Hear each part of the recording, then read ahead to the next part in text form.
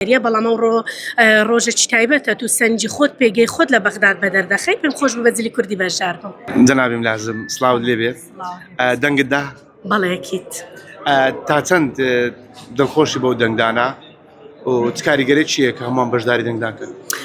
دڵخۆشم لەبەرەوە ڕێی خۆمم داوە گرنگی شار کەسە و ڕێی خۆی بدا و بەشداری بکە ینی ئەوە پرۆسەکی باشە. باشە لازمی ڕۆژانە بەجلی سەربازیەوە داوام دەکەی بەڵام ئەمڕۆ بەجلی کوردیەوە هاتووی بۆ بەجلی کوردی؟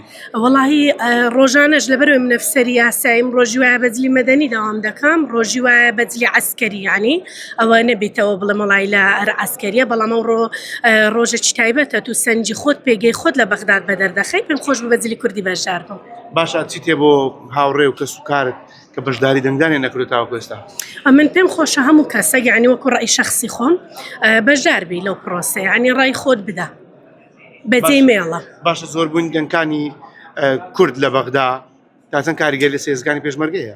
کاریگەری هەیە بەسیترین شەدەتەوە تەمەشای وەزعی موچەت بکە وانیا هەرچەندە ڕێژەی ئەندام پەرلەمانت زۆرتر بی کورد لە بەغدا بەهێزتر بی کاریگەری و دەنجی زیاتر دەبی بڕیارەکان بەهێزتر دەبێ